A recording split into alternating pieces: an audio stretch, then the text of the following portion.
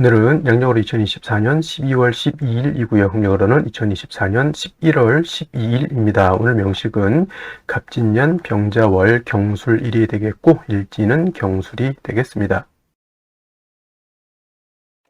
자, 사주팔자를 분석함에 있어 제일 중요한 것, 아무리 강조해도 지나치지 않는 것보다 일간과 원령이 가장 중요하다라고 하는 것, 일간의 특성을 아는 것, 그 다음에 원령의 특성을 아는 것, 지피지기면 백전백승이다라고 할 때 나를 안다라고 것은 일간을 아는 것이고요. 적을 안다라고 하는 것은 적이라고 보기는 그렇죠. 상대를 안다라고 하는 것은 원령입니다. 그래서 일간과 원령은 그만큼 중요한 같은 8글자 안에 있다 하더라도 그만큼 큰 비중을 가지고 있는 것이 바로 일간과 원령이고요. 오늘 일간은 경이라고 하는 천간이 일간이 되겠습니다. 10개의 천간, 갑을병정, 무기병심, 임계라고 하는 10개의 천간 중에서 경이라고 하는 천간은 7번째 천간이 되겠고요. 그 다음에 오행, 목화토금수라고 하는 오행으로 구분하게 되면 경이라고 하는 것은 금이 됩니다. 금, 우리가 쉽게 말하면 쇠라고 이렇게 표현하죠. 강철, 무쇠 등등 이런 걸로 볼 수가 있겠고, 이 쇠라고 하는 것은 우리가 눈으로 볼 수 있는 것, 즉 물상으로 봤을 때는 쇠가 됐지만 기운, 우리가 느낌으로 하는 기운으로 봤을 때는 금의 기운은 숙살지기라고 해요. 숙살지기라고 하는 것은 뭐냐면 수의 기온은 얼음이 얼 정도로 천하를 막 영하 30도 40도 정도로 땡땡땡땡 그 이하로도 얼릴 수 있는 것이지만 금의 기온은 영하까지는 떨어지지 않죠. 즉 물이 얼지 않지만은 그래도 이 금의 기온은 오싹해서 서리가 내리고 그 다음에 사람 피부가 그 소름이 들 정도의 그러한 오싹한 기운을 갖다가 금의 기운, 즉 숙살 기운이라고 하고,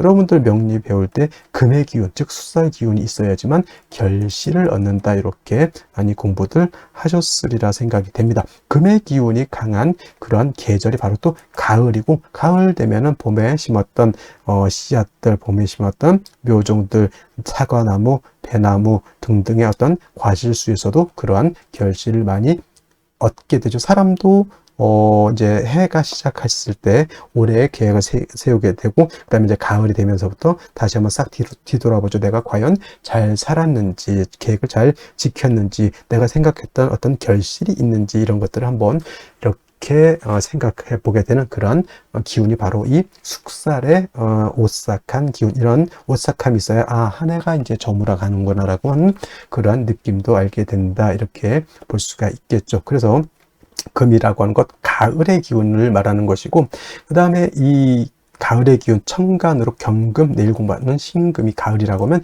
지지로는 신유술, 서방이 바로 가을이죠. 서쪽이라고, 서방은 서쪽이라고 하는 것이고, 신월, 유월, 술월이 바로 금이 왕한 금왕절이 있다. 물론 신월, 유월이 본기가 금이니까 금이 왕한 걸로 보지만, 술은 솔직히 말로 아까 어저께도 말씀드렸지만 4개월 중에 하나는 토가 왕한 계절이다 하지만, 신유술을 큰 틀의 권역으로 봤을 때는 신유술, 서방은 금이 세력을 얻고 있다, 이렇게 보시면 되겠습니다. 그래서 신유술월은 금왕 절이 되는 것이고, 금이 왕한 계절이 되는 것이고, 그 다음에 오상이라고 하는 것, 인의, 예지, 신이라고 하는 오상으로 봤을 때, 자, 인이라고 하는 것은 제가 뭐가 주관한다 했죠? 목이 주관한다라고 말씀을 드렸고요. 그 다음에 의는, 지금 말하는 의는 바로 금이 주관하는 것이 되겠고, 그 다음에 예는 화, 그 다음에 지는 수, 다음에 이제 공부하겠습니다. 그 다음에 신이라고 하는 것은 토가 이렇게 주관한다.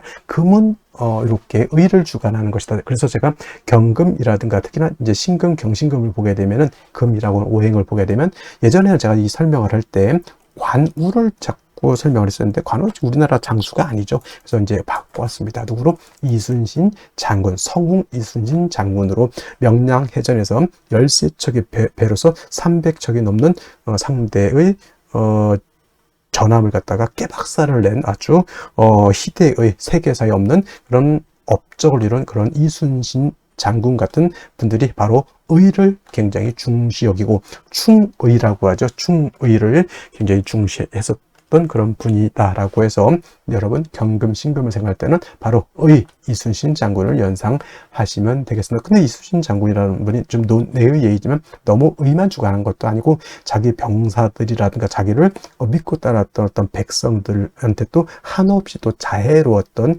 그런 분이셨죠. 그래서 금이 의를 주관하고 토는 믿음, 신을 주관한다고 해서 그것만 생각하셔서는 안 되고, 사주라고 하는 것은 목화 토금수가 어떻게 돼야 된다? 중화가 돼야 되듯이 사람도 인의예지 신 중에서 어느 하나만 선택하면 그거는 격이 떨어지는 것이고, 사람 성품 안에는 인자함도 있어야 되고 의로움도 있어야 되고 예절도 지켜야 되고 사람 삶에 있어서 지략도 지혜도 있어야 되고, 그 다음에 사람의 신막 믿음도 골고루 갖춰야지만 온전한 진짜 성스러운 그런 사람이 될 수 있겠다라고 하는 것. 그래서 사주라고 하는 것도 마찬가지로 목화 토금수가 잘 구성이 돼서 서로가 장애가 이루어지지 않는 그런 사주가 좋은 사주다, 이렇게 말씀을 드릴 수가 있겠고요. 그 다음에 금이라고 하는 것, 색깔은 백색입니다. 백색. 참고로 나무는 청색, 목은 청색, 화는 적색, 수는 검정색, 이렇게 볼 수 있고, 토라고 하는 것은 황색 이라고 해서 노란색, 금은 백색. 그래서 주관하는 신도 흰호랑이라고 해서 백호가 주관하는 신이 되겠다라고, 요거는 이제 오행에 대한 이런 설명을 드렸고요. 다시 이제 금이라고 하는 것을 갖다가 음과 양으로 구분해 볼 수가 있겠습니다. 자, 음과 양이라고 하는 것은 뗄래야 뗄 수 없는 관계. 음과 양은 서로 좀 대조적이고 서로 좀 상대적인 개념이라 하더라도 서로 미워하고 질투하고 서로 이혼하려고 하는, 떨어지려고 하는 관계가 아니라 서로 상대적이지만은 음이라고 하는 것은 양을 보충해주는 개념이고요. 양이라고 하는 것은 음과는 좀 상대적이고 대조적이지만 양은 음을 보충해주는 개념이다. 사람으로 치면 남자와 여자의 개념으로 보고, 또 다른 걸로 보면 낮과 밤도 해당이 되죠. 낮이 있어야지 밤이 좋은 것이고 밤이 있어야지만 낮이 좋은 것이죠. 항상 낮이어야 된다라고 하면 모든 만물이 쉬지를 못합니다. 그리고 항상 밤이면 세상이 음침해지겠죠. 우리 남극 같은 데인가요? 북극 같은 데 백야 현상이 나타나죠. 일정 기간만 석 달 정도 이상이 백야, 그냥 밤인데도 하얘요.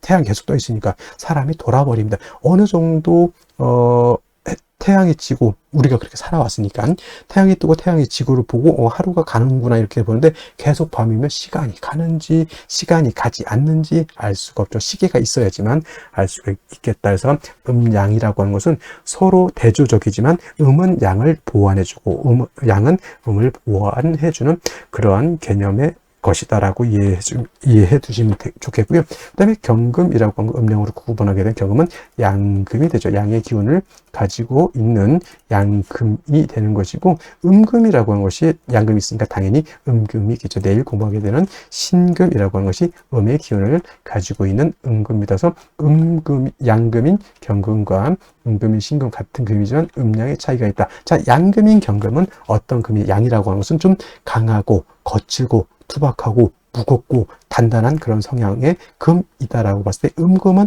부드럽고 온기가 있고 잘 휘어지고 광채가 나는 그러한 금으로 볼 수도 있겠죠. 그래서 경금인 양금은 완철금이라고 봅니다. 완철금, 그야말로 순수, 우리가 말하는 금하면 생각하는 그 무쇠 같은 개념, 강철 같은 개념으로 이렇게 경금을 생각하시면 좋겠고요. 상대적인 음금인 신금은 그야말로 금입니다. 보석 같은 거, 금반지, 금귀걸이 같은, 그 다음에 주옥 같은, 도자기 같은 이런 개념. 여러분 핸드폰 살 때 요즘 핸드폰 너무 비쌉니다. 근데 그 액정이라든가 핸드폰, 우리나라 그 삼성 회사 이름을 대면 안 되겠지만, 어떤 회사는 그야말로 알루미늄 스틸 바디인 것이 있고, 어떤 경우에는 그냥 스틸 같은 재질의 어떤 플라스틱 그 바디가 있잖아요. 그런 개념이죠. 그래서 플라스틱도 광채, 목으로도 보지만 플라스틱도 경우에 따라서는 금으로 볼 수가 있겠고, 은,동 여러 가지, 그 다음에 비철 같은 경우도 다 금으로 보죠. 그 다음에 도자기 같은 경우는 토를 굳혀가지고 금을 만들어낸 거고, 콘크리트 있죠. 콘크리트, 이것도 토를 갖다가 물을 부어가지고 여러 가지 재료를 혼합해서 토생금한 것이 콘크리트. 도자기도 토생금에서 만들어낸 금이다. 이렇게 보시면 되겠죠. 여러분이 쓰고 있는 안경 같은 거 있죠. 다 금인데 경금이 아니라 그런 신금이다라고 이렇게 보시면 되겠고, 경금은 무쇠 강철과 같으면서 원철이라고도 표현합니다. 원철은 뭐냐면 땅에서 금방 캐낸 자연 그대로의 철을 말하죠. 쇠를 말한다. 말로 치면 야생마 같은 개념으로서 이 경금이 용도, 쓰임이 있기 위해서는 반드시 단련해서 기물을 만들어야지 된다. 즉 원재료인 철을 갖다가 녹이든지 아니면 뜨거운 열기를 가해서 빨갛게 달궈서 풀무질을 하고 해서 뭐 칼을 만든다거나 호미를 만든다거나, 이 우리나라 호미가 또 외국에서 엄청나게 인기, 저 아마존 같은 데서 없어서 못 판다고 하는, 이거 굉장히 외국 같은 데서 정원 같은 거 가꿀 때 텃밭 같은 거 가꿀 때는 큰 삽 같은 걸로 하기는 그렇죠. 근데 호미 같은 경우는 우리나라에서 만들었지만, 우리나라는 뭐 호미 요즘 잘 안 쓰죠. 외국에서는 요 호미 같은 거 굉장히 잘 쓴다고 하면, 이게 바로 경금을 가지고 물건을 만들어야지, 그냥 쇳덩이만 가지고 있으면 용도가 없죠. 그걸 갖다가 칼, 호미, 여러 가지 기물을 만들어야 되는 것이고, 반대로 내일 공부하게 된 신금 같은 경우는 이미 기물이 만들어져 있는 상태. 그래서 땅 속에서 예를 들어서 금광석을 캐내 가지고 그거를 불순물을 제거를 하고 해서 여러분들 결혼반지, 금반지, 금귀걸이, 황금두꺼비, 황금 열쇠를 만들었다 생각하시면 돼요. 그래서 신금은 용도에 있어서 다시 불로서 다스릴 필요는 없겠고, 신금은 그 만들어진 보석을 갖다가 깨끗하게 세척만 하면 된다. 도세주옥만 하면 된다. 이때 필요한 것은 뭐다? 임수를 위주로 신금은 용신을 쓰는 것이고, 경금은 철을 갖다가 단련해서 물건, 기물을 만들기 위해서는 임수가 아니라 정화로서 단련해야 된다. 솔직히 병화는 안 됩니까? 병화는 경금을 단련할 수 없겠고요. 경금을 실질적으로 단련할 수 있는 것은 병화가 아니라 정화라고 하는 것 꼭 명심해 두시고, 경금이라고 하는 것이 정화를 쓸 때는 정화 혼자만 있어서는 안 되고 바로 간목이 있어줘야 된다. 제가 정화 설명을 할 때 정화는 뭐와 같다? 등촉지화와 같고 인위적인 불과 같기 때문에, 저 등촉지화 또는 모닥불이라든가 이 불 가지고 경금을 다스리기 위해서는 보다 연료가 충분히 있어줘야 되겠죠. 그 연료 역할을 하는 것이 바로 간목인 것이다. 그래서 경금이 정화를 쓸 때는 간목을 취용한다. 간목이 경금을 취용할 때는 정화를 취용한다. 정화가 있어줘야 된다. 그 다음에 정화가 간목을 쓸 때 너무 인성이 많게 되면 경금으로서 벽값 인정해줘야 된다라고 하는, 경금, 정화, 간목의 트리오적 서로 도와주는 그런 공존 효과 같은 것들도 한번 생각해 보실 필요가 있겠습니다. 그래서 정리를 하면, 경금이라고 하는 일가는 정화, 간목을 위주로 용신을 쓰되, 나머지 글자들은 필요에 의해서 필요하면 쓰고 필요하지 않으면 안 쓴다. 예를 들면 경금이 수가 너무 많으면 무토로서 수를 제할 필요가 있겠고, 경금이라고 하는 것이 화가 너무 왕할 수도 있죠. 이때는 임수로서 화를 억제시켜 줄 수도 있다. 그런 상황에 따라서 예외적으로 쓰는 것이고, 기본적으로 경금이라고 하는 일간의 특성을 봤을 때는 정화, 간목을 떠나서는 수용할 용신이 없다. 나머지는 그때그때 상황에 따라서, 원령의 특성에 따라서 쓸 수는 있겠다 정도 이해해 두시면 되겠습니다. 자, 다음으로 월령에 대해서 알아보도록 하겠습니다. 월령이라고도 하고요, 월지라고도 하고, 월원이라고도 이렇게 표현을 하는데, 다 똑같은 말인 것이 월지의 지지를 다 월령, 월지, 월원이라고 하는데, 월지가 중요한 이유는 계절의 개념을 가지고 있기 때문에 그렇습니다. 계절이라고 하는 것은 추나추동을 의미하는 것인데, 이 추나추동 안에는, 계절 안에는 왕쇠와 한열이라고 하는 개념을 가지고 있습니다. 왕쇠라고 하는 것은 오행 중에서 어느 것이 왕하고 어느 것이 약하냐, 이걸 놓고 보는 것인데, 특정한 오행이 너무 왕해서도 안 되는 것이고요. 또 특정한 오행이 너무 약해서도 안 되고, 가장 좋은 것은 오행이 모두 있으면서 서로 견제와 균형을 잘 갖추고 있는 것이 중요한 것이고, 또 한열이라고 하는 것은 사주가 더우냐 차가우냐를 놓고 보는 것입니다. 사주가 너무 뜨거워서 사하라 사막처럼 되면 그 또한 좋은 사주가 되지 못하고요. 또 반대로 남극 대륙이라든가 북극 대륙, 북극해처럼 너무 추워서 쳐나가다 얼어도 좋은 사주가 되지 않는다는 얘기죠. 그래서 가끔 물어보는데, 좋은 사주는 어떤 사주입니까? 라고 봤을 때, 중화를 이룬 사주를 좋은 사주라고 하는데, 이때 중화라고 하는 것은 왕세와 한열이 중화를 이룬 것을 말한다, 이렇게 볼 수가 있습니다. 자, 지금은 월령 자월이 되겠습니다. 자, 절기로는 대설과 동지로 이렇게 구분이 되어 있고요. 자, 대설이 되면서부터 해월에서 자월로, 해월에서 자월로 이렇게 전환이 된다라고 하는 것이 중요하고, 자, 크게 놓고 봤을 때 해자 축월이 있습니다. 어저께까지만 해도 저번까지만 해도 이제 해월에 대해서 이렇게 공부를 했고요. 이 대설이 되면서부터는 이제 자월로 이렇게 넘어오게 되죠. 자, 해자 축월은 모두 계절이 동절, 겨울이죠. 그래서 해월은 초겨울이라고 해서 초동이라고도 하고, 지금 자월은 중동이라고 이렇게 표현합니다. 중동. 그래서 버금중자를 써서 음기가 가장 왕성한 시절이 바로 이 자월이 되겠고요. 그 다음에 축월은 모동이라고도 하고, 개동이라고도 하고, 또는 늦을 만자를 써 만동이라고 하죠. 그래서 만동, 개동, 모동이라고 하는 것은 늦겨울이라고 하는 뜻인데, 중요한 거 공통점은 해자 주간은 모두 엄동설한, 엄동설한의 혹한의 그런 시절이라고 하는 것이고, 해자 축월의 사주를 보기 위해서는 그냥 한국의 따뜻한 겨울 생각하시면 안 되고요. 남극 대륙처럼 혹한의 영하 40도, 영하 50도 더 떨어지게 되면 사람이 사람이 사는 최고 저점의 온도가 영하 72도에서도 사람이 사는 걸로 이렇게 유튜브에서 제가 봤습니다. 그만큼 해월, 자월, 축월이라고 하는 계절은 혹한의 한기가 가지고 있는 그런 시절이기 때문에 반드시 윤하격이라고 하는 별격이 되지 않고서는, 윤하격이라고 하는 것은 자월, 해월의 사주 전체가 수로 이루어지게 되면 윤하격이라고 해서 별격이기 때문에, 이런 경우에는 조후의 개념이 필요 없지만은 그렇지 않고 넷격으로 봤을 때 어떤 일간이든, 갑을병정, 무기경신, 임계 어떤 일간이든 해월, 자월, 축월, 특히나 지금은 자월, 음기가 가장 왕할 이 시절에 조우가 되지 않는다, 화가 사주에 없다라고 하면 이거는 십중팔구 중화를 크게 이루지 못한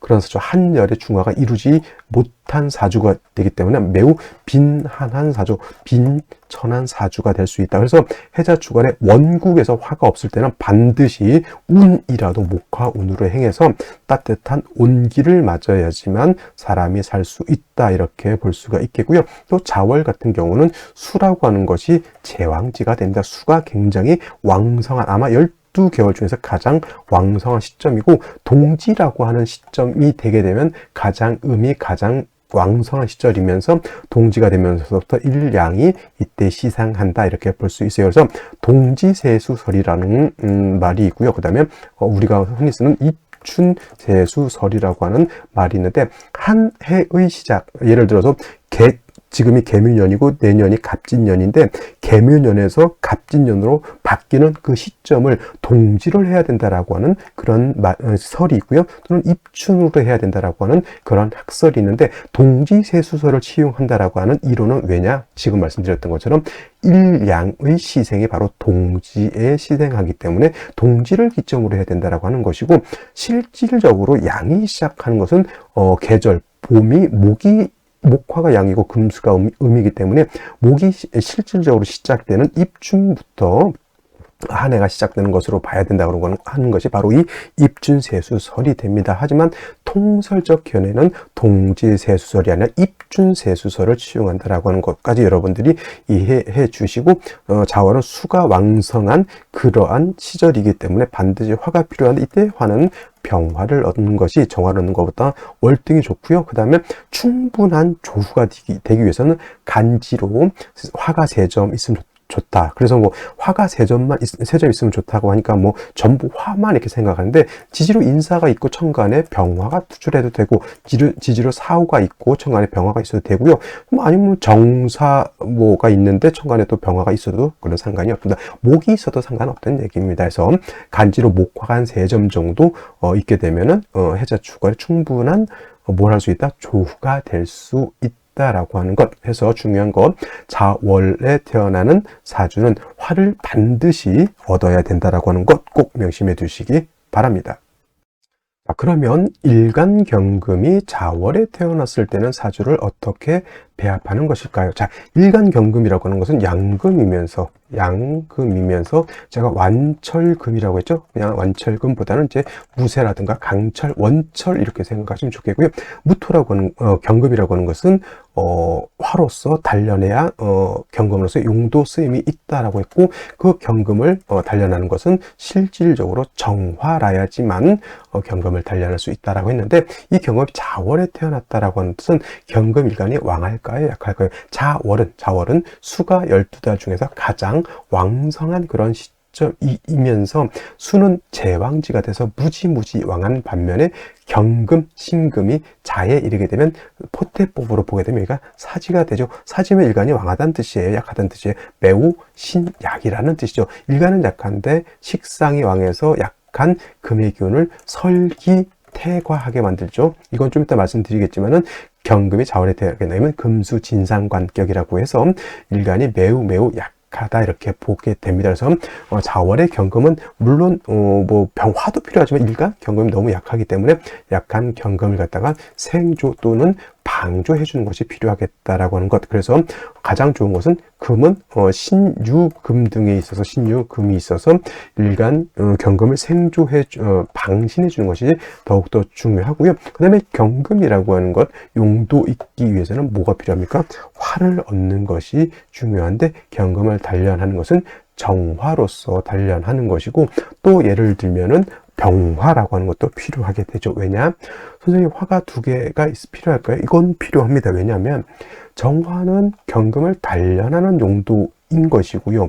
병화는 경금을 단련하지 못하지만은 자월에 추울 때 이 차가운 한기를 갖다가 조후한다라고 하는 개념으로 보시면 되겠습니다. 자, 지금은 제철소지만 옛날에는 대장간이 있었어. 대장간에서 호미도 만들고 칼도 만들고 여러 가지 쇠붙이를 이용해서 여러 가지 물건들을 만들게 되는데, 그 쇠붙이가 경금인 것이고, 풀무지를 해서 불을 뜨겁게 만드는 것은 그 정화로서 그 안에다 경금을 갖다가 집어넣고 빨갛게 달군 다음에 망치로 두들겨 패서 칼을 만들게 되는데, 겨울에는 어떻게 됩니까?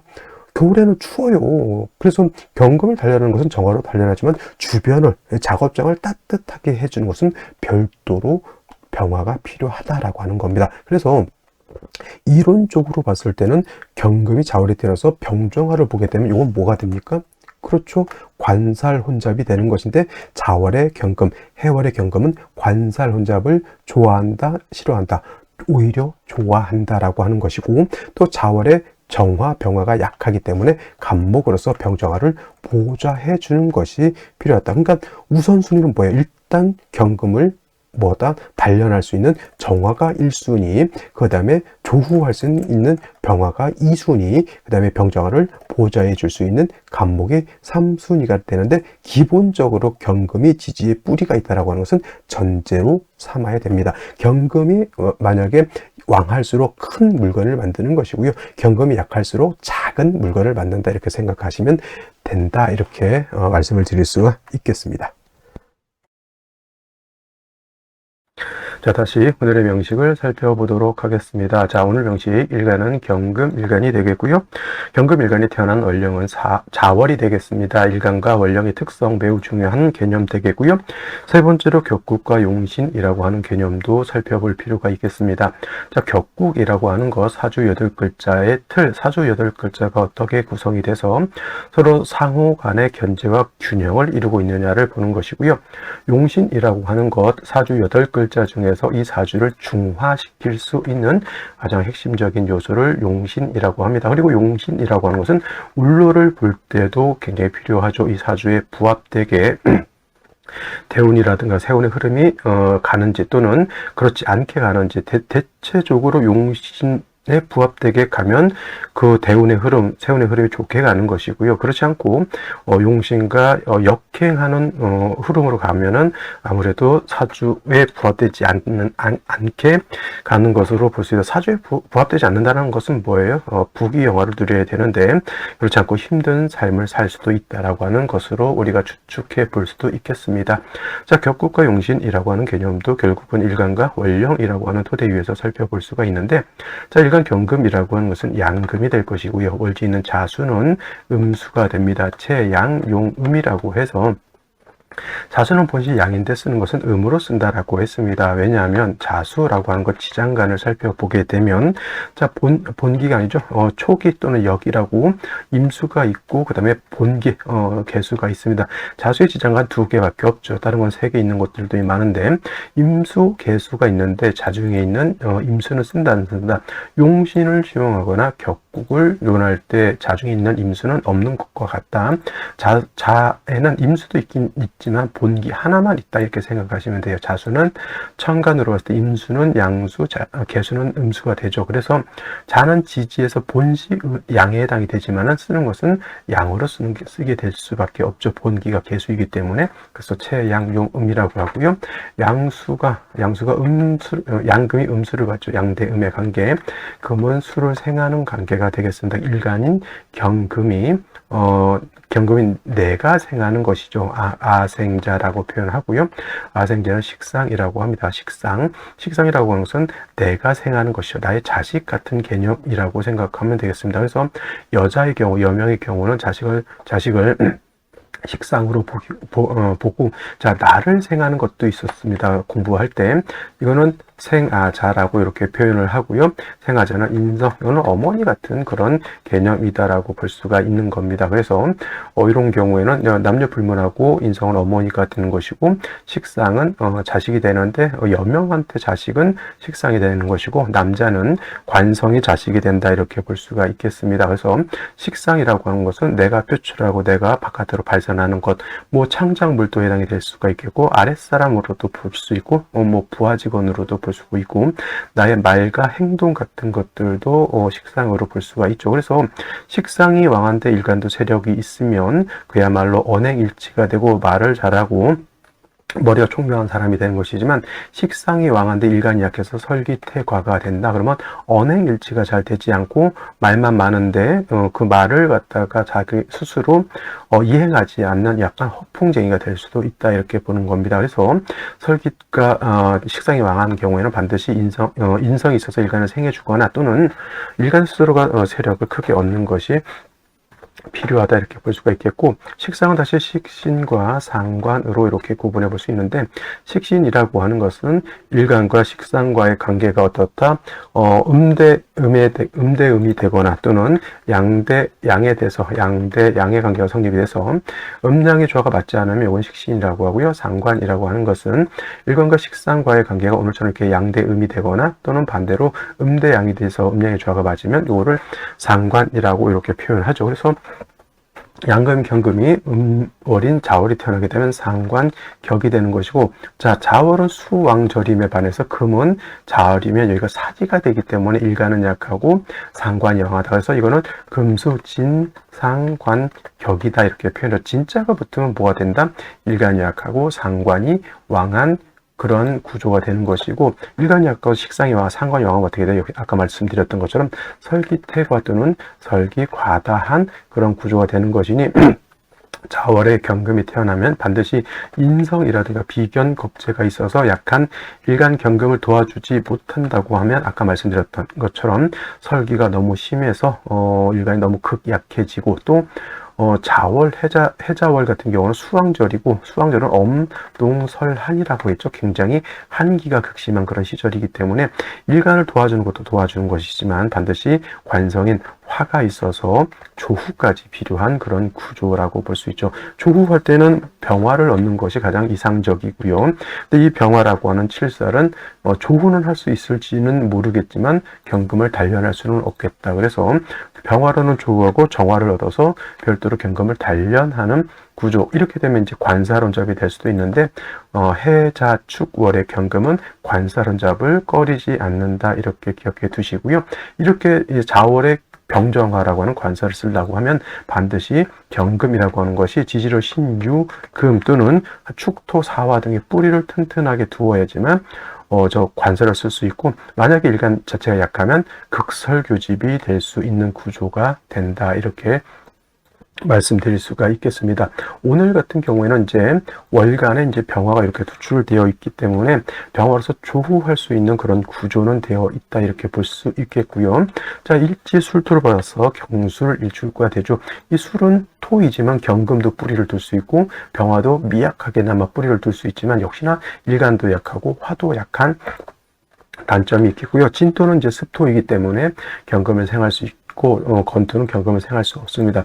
진토 술토의 차이는 습토는 경금을 생하지만 건토는 경금을 생할 수 없고요.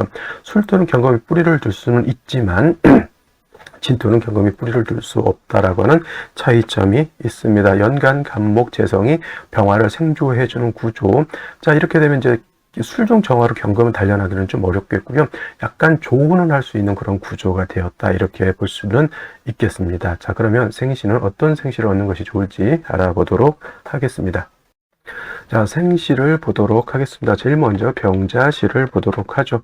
자, 병자시 자월에 자진합 수까지 돼 있는데 자수를 하나 더 얻으면 일단 수가 왕해진다라고 하는 뜻은 경금의 기운을 많이 설기한다라고 하는 뜻이 될 것 같고요.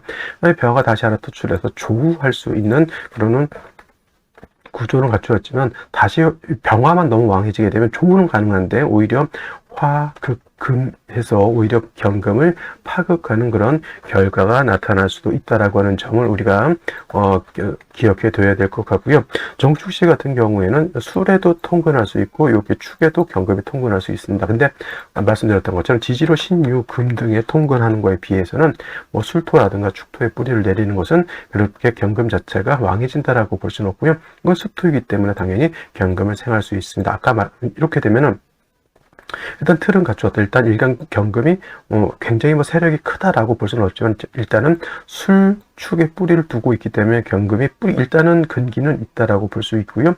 병화로서 경금을 단련하는 것이 아니라 병화로서는 조후하고 정화로서는 경금을 단련하는 구조. 그다음에 화가 약한데 간목이 화를 도와주는 구조. 일단 틀은 좋은데 일간도 조금 약하고 화도 조금 약한 그런 단점이 없지 않아 있지만은 일단 구조 이렇게 갖출 거는 모두 갖춘 그런 구조가 되는 것이다라고 볼 수 있고, 그러니까 나쁘지 않다는 얘기죠. 그다음에 무인시 같은 경우에는 무토 투출되는 것은 결코 좋게 볼 수가 없습니다. 왜냐하면 지지로 술토도 그렇고 지지로 천간으로 무토도 이건 건토이기 때문에 금을 생할 수가 없다. 오히려 토다 매금이 될 수 있죠. 토다 매금이 돼서 이거는 좋지 못한 그런 구조라고 볼 수 있고, 오히려 뭐 금을 생하고자 하면 기묘시가 되는 것이 좀 더 좋긴 하겠죠. 얘는 습토이기 때문에 묘술합이 돼서 뭐 화가 세력을 얻는다 하더라도 중요한 건 일간 자체가 뿌리가 약하다라고 하는 점은 뭐 어쩔 수 없는 것이 될 것 같고요.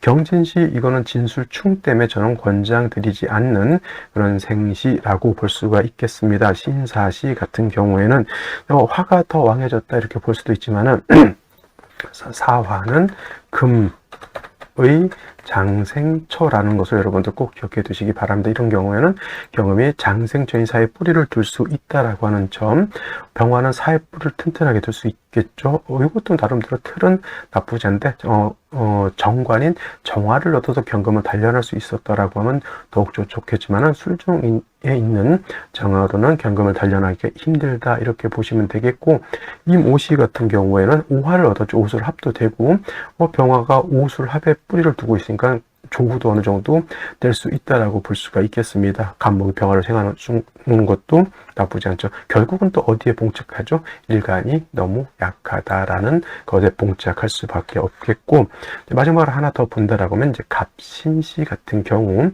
이거는 이제 좋은 점은 경금 자체가 신의 뿌리를 둘 수 있다라고 하는 점, 간목 두 개가 병화를 도와줄 수 있다라고 하는 점.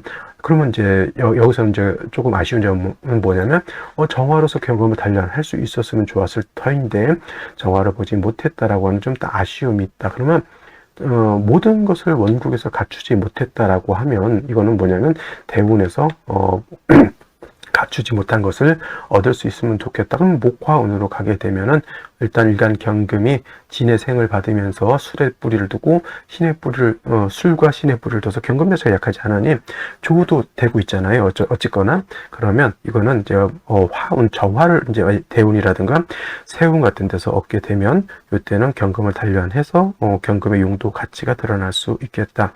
오늘 중에서 그래도 틀을 완전하게 갖춘 것은 정축시입니다. 단 경금이 좀 약했다라고 하는 단점이 있지만은 병정화, 간목까지 얻었고 일간 경금이 술토, 축토에도 뿌리를 내렸다라고 하는 점에서 봤을 때는 일간이 좀 약하다라고 하는 단점이 있긴 하지만 그래도 틀은 다 갖춘 구조가 되는 것이고, 뭐 임오시라든가 뭐 갑신시 같은 경우에는 뭔가 하나 부족한 듯한 그런 느낌. 그 뭔가 하나 부족한 것은 어디서 채우면 된다?